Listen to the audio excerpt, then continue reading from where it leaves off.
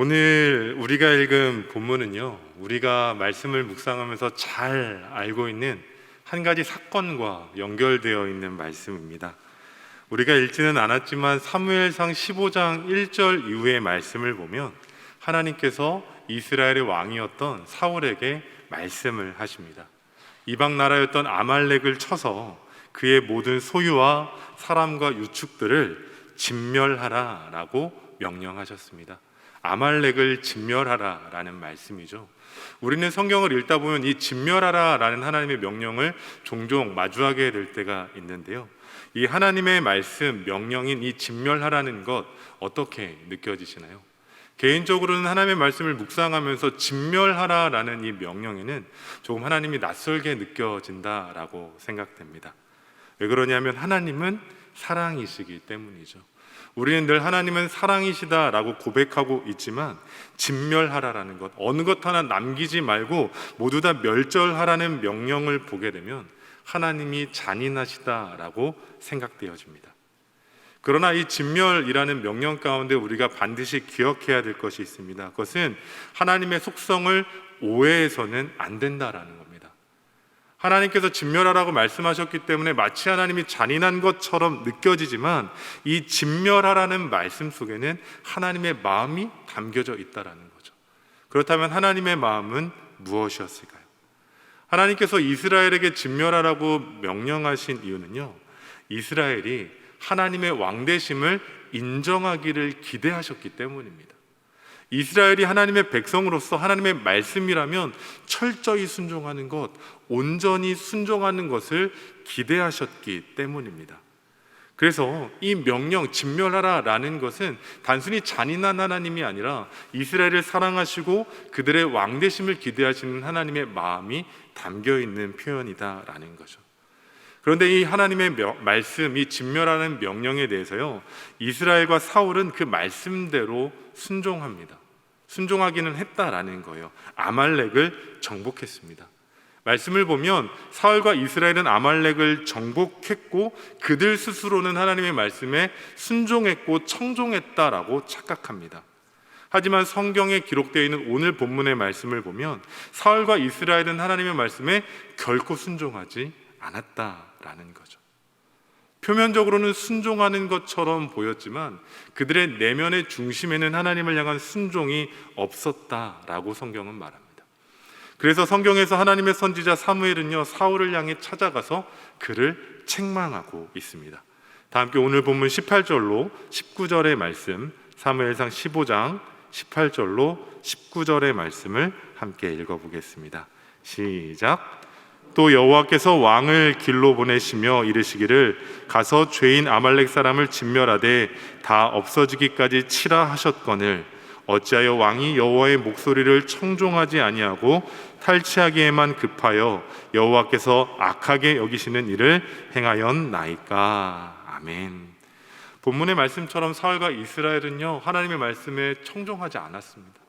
하나님의 선지자 사무엘이 그를 찾아가서 책망하죠. 왜 불순종했냐라는 겁니다. 왜 불순종하는 것만이 아니라 하나님께서 악하게 여기시는 일을 했냐라고 말하고 있는 겁니다. 그럼 사울은 왜 하나님의 말씀을 청종하지 않고 악한 일에 더 열심을 냈던 것일까요? 그 이유는요, 하나님의 말씀 속에서 자기의 유익되는 것만을 집중했기 때문입니다. 하나님의 말씀에 순종하는 것처럼 보였지만 그 명령 가운데 담겨진 자기의 생각과 판단과 욕심을 이루는 수단으로 여기려 했다라는 것이죠. 그래서 결국 이러한 사울에 대해서 하나님께서는 이렇게 말씀하셨습니다. 오늘 본문은 아니지만 사무엘상 15장 11절 말씀을 보면 이렇게 기록하고 있습니다. 사무엘상 15장 11절 말씀인데요, 함께 읽어보겠습니다. 시작. 내가 사울을 왕으로 세운 것을 후회하노니 그가 돌이켜 나를 따르지 아니하며 내 명령을 행하지 아니함이라 하신지라. 사무엘이 근심하여 온 밤을 여호와께 부르짖으니라. 아멘. 하나님께서 말씀하시는 거예요. 내가 이스라엘의 왕으로 삼았던 사울, 그 사울을 왕으로 삼았던 것을 후회한다라고 말씀하셨습니다. 하나님의 말씀보다 자기의 소욕과 욕심과 정욕을 따르고 악을 행하는 일에 더 열심을 냈던 사울을 내가 이스라엘의 왕으로 세운 것을 후회한다라고 말씀하셨다라는 거예요. 개인적으로 이 말씀을 볼 때면 하나님의 후회라는 것이 어색하게 느껴집니다. 어색하다라는 거예요. 왜요? 우리는 하나님에 대해서 어떻게 고백하죠? 전능하신 하나님이라고 고백합니다. 근데 전능하신 하나님인데 후회하시는 하나님의 모습이 성경 가운데 기록되어 있는 거죠. 너무 상반되지 않는가요? 그리고 민수기에 기록된 말씀을 보면요, 하나님께서는 사람이 아니시기 때문에 거짓말하지 않으시고 후회가 없다라고도 민수기에 분명히 기록되어 있습니다. 그럼 우리는 생각해 보게 됩니다. 아니, 성경 말씀에 기록된 하나님의 후회는 우리는 어떻게 이해해야 하는 것인가? 하나님은 후회가 없으시다라고 성경은 분명히 기록하고 있고 전능하신 하나님이신데, 성경에서 말하고 있는 하나님의 후회에 대해서 우리는 어떻게 받아들여야 할까라고 생각해야 된다는 거죠. 근데 여기서 말하고 있는 이 하나님의 후회라는 것은요, 하나님의 불완전한 속성을 의미하는 것이 결코 아닙니다. 하나님께서 사울을 잘못 선택했다고 하나님 스스로 자책하고 계시는 것도 아니라는 거예요.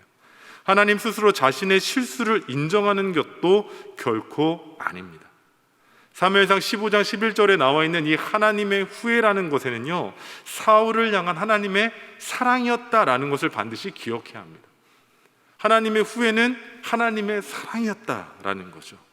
예를 들어 이런 경험이 있으실 겁니다. 자녀들을 양육하셨던 부모님들의 입장에서는요, 이런 경험이 있을 텐데요, 자녀들과의 관계 가운데 화가 너무 날 때면 이런 표현 사용하시지 않으셨나요? 아, 이 원수 같은 것들, 내가 너를 낳고 미역국 먹은 게 아깝다라고 옛날에 한 번 정도는 표현해 보지 않으셨을까요? 한 번도 사용해 보시지 않은 것 같은데 마음으로는 한 번쯤 먹어보신 적이 있으시죠? 아, 이걸 내 자식이라고 내가 여기 키워왔다니라고. 근데 정말 그게 후회의 표현이었고 후회의 마음이셨습니까? 후회가 아니죠. 그 자녀들을 향해 이야기했던 그 말들, 그 마음 가운데 담겨져 있는 것은요, 후회의 감정이 아닙니다. 그 자녀들을 향해서 때로는 화가 날 수도 있지만 대부분은 사랑을 담은 안타까움에 터져나온 후회였다라는 거예요. 그 자녀를 너무나도 사랑하는데 그 사랑하는 만큼의 기대에 부응하지 못하는 그 안타까움이 우리의 후회로 고백되어졌었다라는 겁니다. 아니, 사랑하는 자녀들이 조금만 더 잘해주면 좋겠는데, 이 자녀들이 이러한 길로 조금 더 갔으면 좋겠는데, 조금만 더 신앙생활 잘해줬으면 좋겠는데 라는 그런 안타까움 때문에 우리가 후회라는 표현, 아쉽다라는 표현을 하게 된다라는 거죠. 이처럼 사울을 향한 하나님의 후회 역시도 동일한 표현입니다.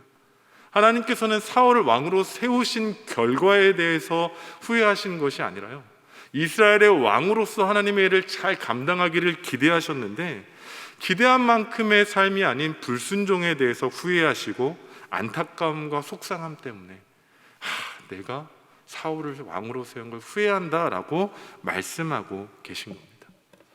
그렇다면 오늘을 살아가는 우리에게 있어서 하나님은 어떤 마음을 갖고 계실까요? 우리를 향한 하나님의 마음을 한번 깊이 생각해 보면 좋겠습니다. 과연 내가 오늘을 살아갈 때 나에 대해서 하나님은 어떻게 생각하고 계실까? 만약 우리가 하나님의 말씀 가운데 순종하지 못하고 있다면 하나님은 오늘도 우리를 향해서 후회하고 계실지 모릅니다. 우리에게 주시는 말씀 그대로 온전함에 순종한 삶을 살아야 되는데 그렇지 못한 우리의 삶을 보며 탄식하고 아쉬워하고 계시다라는 거죠. 사실 우리는 하나님 말씀 가운데 순종해야만 합니다.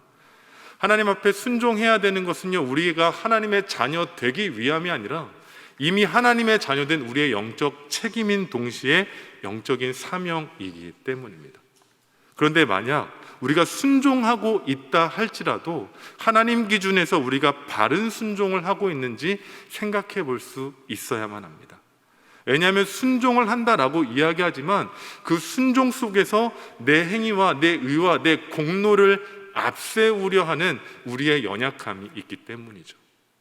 하나님 말씀에 순종한다라고 이야기하면서 하나님의 말씀에 철저히 따른다고 이야기하면서 그 내면 가운데는 내가 이 정도 되는 사람이야, 내 믿음이 이 정도나 되지, 난 좋은 믿음, 바른 믿음을 갖고 있는 사람이야 라고 말하면서 자기의 의를 드러내고자 하는 순종이 있기 때문입니다.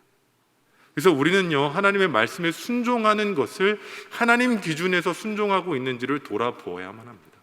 내 유익과 내 만족과 내 의를 드러내기 위한 순종이 아니라 하나님의 기쁨이 되고 하나님의 영광을 위한 순종이 되어야 한다라는 것이죠. 바라기는 우리가 순종하지 못하는 연약함이 있다면 오늘 말씀 가운데 우리에게 주시는 말씀의 청종함으로 하나님 앞에 순종하는 주의 사람 되기를 원합니다. 그리고 순종하고 있다라고 했지만 결국은 내 의를 드러내는 연약한 순종이었다라고 한다면 이 시간 다시금 우리의 삶의 방향을 돌이켜 주의 말씀 앞에 철저히 순종함으로 우리의 순종의 삶 위에 하나님의 나라가 이루어지는 영광을 누리는 우리 종교 가족 되시기를 예수님의 이름으로 축복합니다. 그럼 질문하게 되죠. 그럼 과연 나는 순종하는 삶을 살고 있는가? 불순종하는 삶을 살고 있는가? 아니 목사님, 내가 열심히 믿음 생활하고 신앙 생활을 하고 있는데 내가 순종하는지 안 하고 있는지 어떻게 알 수 있습니까? 라고 질문하실 수 있을 것 같아요. 그런데 우리는 이러한 질문 가운데 일반적인 이해를 갖고 판단하는 경우가 있습니다.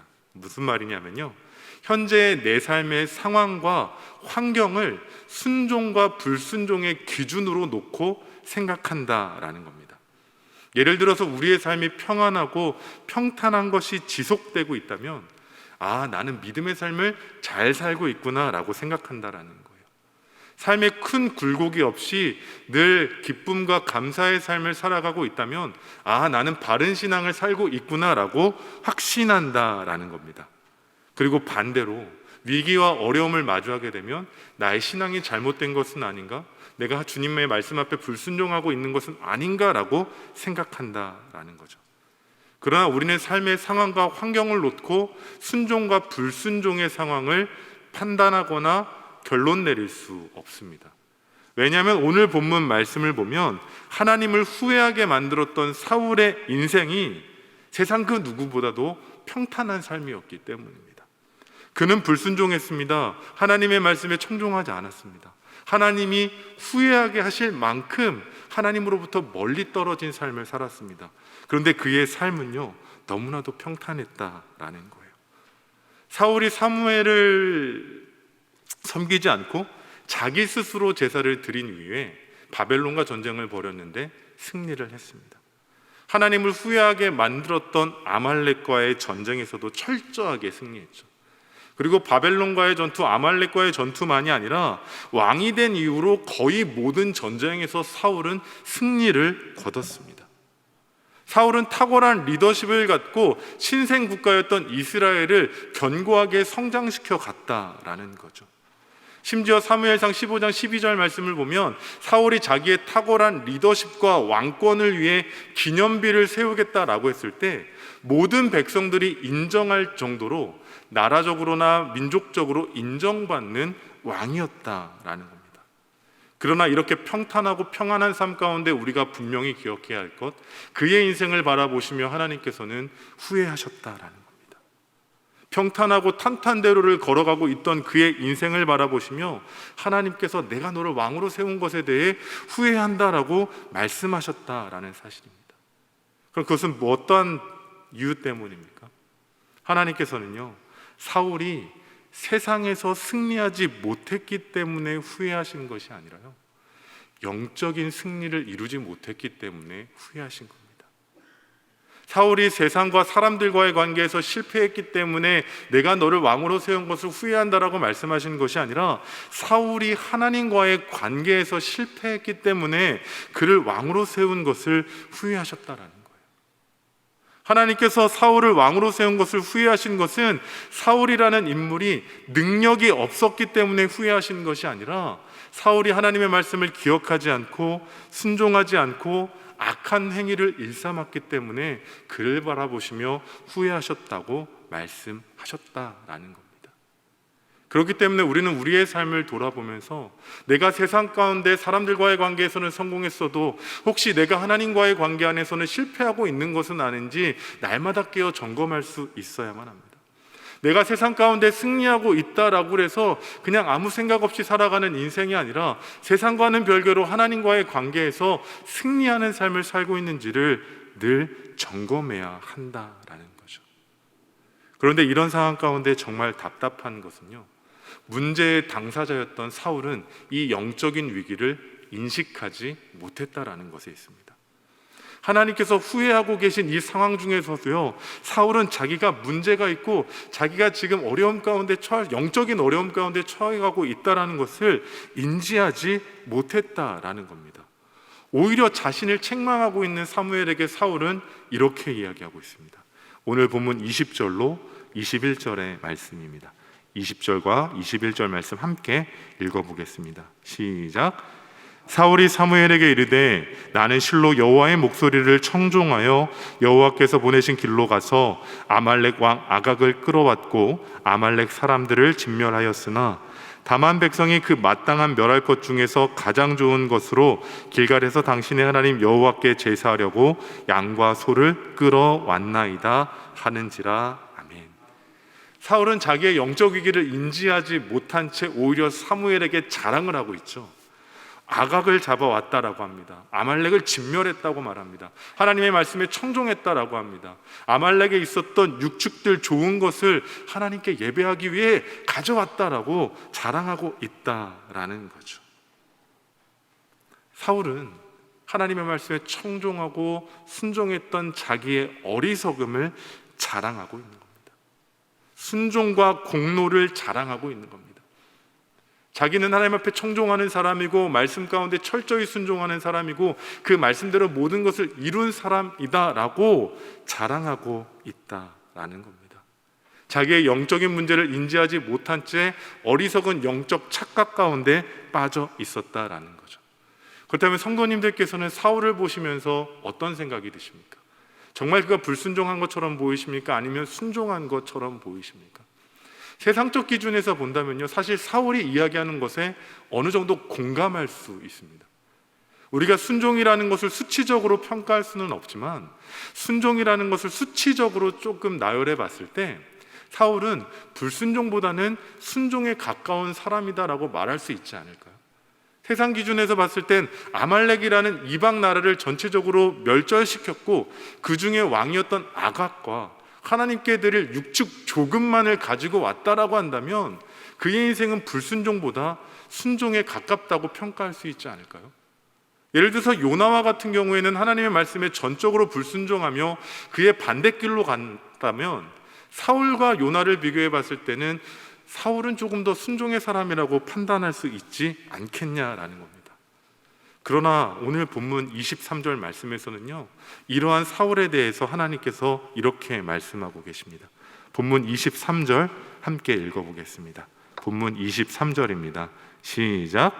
이는 거역하는 것이 점치는 죄와 같고 완고한 것은 사신 우상에게 절하는 죄와 같음이라. 왕이 여호와의 말씀을 버렸으므로 여호와께서도 왕을 버려 왕이 되지 못하게 하셨나이다 하니. 아멘.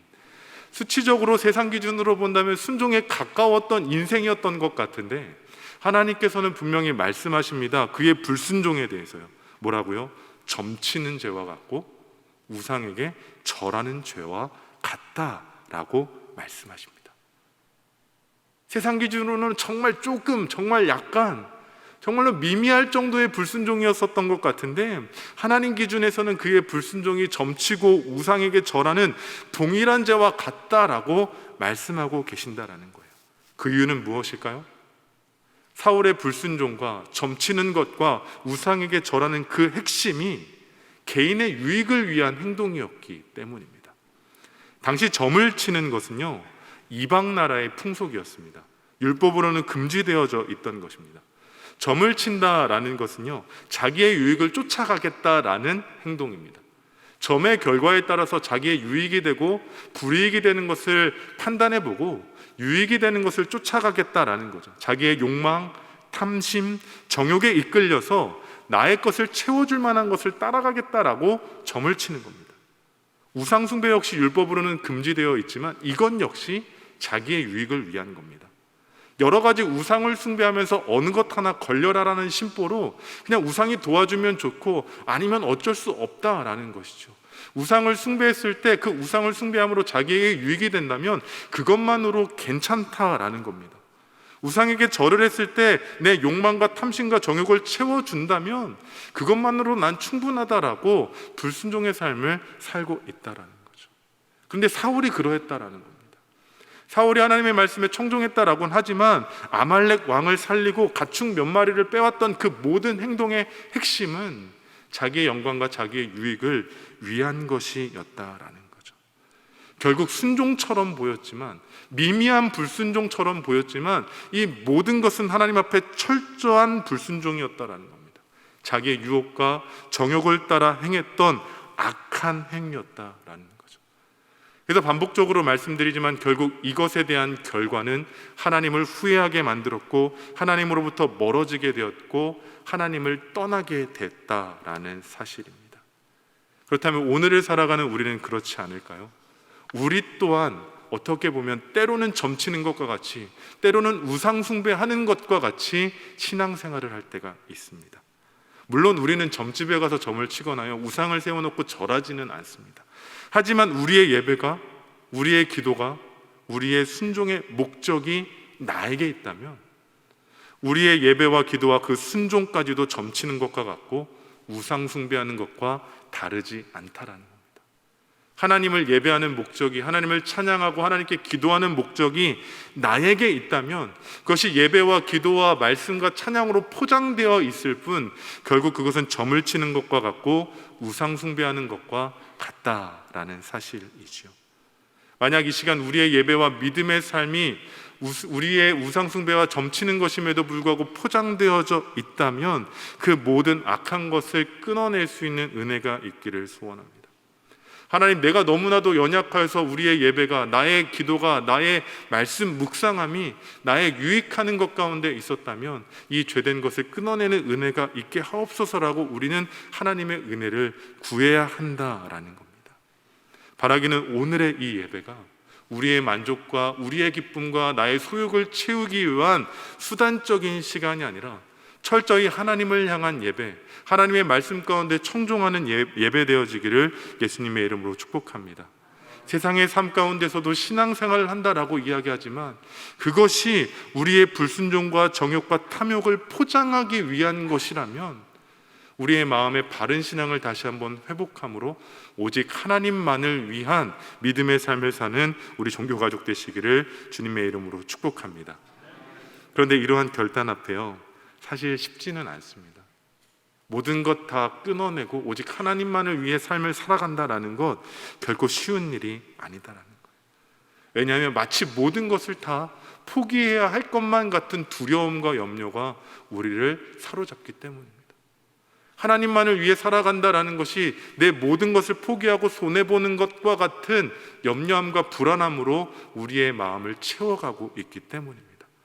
그러나 우리가 바른 하나님의 자녀된 삶을 살기 위해서는 그 염려와 두려움이 우리의 마음 가운데 채워지기 전에 하나님의 말씀으로 채워갈 수 있어야만 합니다. 왜냐하면 사울이 실수한 이유는요, 하나님의 말씀을 청종한 것이 아니라 세상의 소리를 청종했기 때문입니다. 본문 24절 말씀 함께 읽어보겠습니다. 본문 24절의 말씀입니다. 시작. 사울이 사무엘에게 이르되 내가 범죄하였나이다. 내가 여호와의 명령과 당신의 말씀을 어긴 것은 내가 백성을 두려워하여 그들의 말을 청종하였음이니이다. 아멘. 사울이 인정하기 시작했던 것, 사울이 자기의 소욕과 욕심을 채우기 위한 것, 그것은 하나님의 말씀을 청종했기 때문이 아니라 사람의 소리를 청종했기 때문이라고 인정하고 있는 겁니다. 자기 안에 하나님의 말씀을 채워야 했음에도 불구하고 세상의 소리로, 사람의 소리로 자기의 욕망을 채워갔던 것을 인정했다라는 것이죠. 그렇게 사울과 다른 바른 믿음의 삶을 살기 위해서 오늘을 살아가는 우리는 하나님의 말씀을 청종해야 합니다. 하나님의 말씀을 청종하는 일에 힘써야 한다라는 거죠. 우리가 세상을 이기는 믿음, 우리의 소욕과 정욕을 이기는 믿음은 말씀을 들음에서부터 난다라는 겁니다. 듣는 것이 청종이고 그 들은 말씀을 따라 순종하는 것이 바른 믿음의 삶임을 우리는 기억해야 한다라는 겁니다. 그런데 이것은 일회적인 삶으로 되는 것이 아닙니다.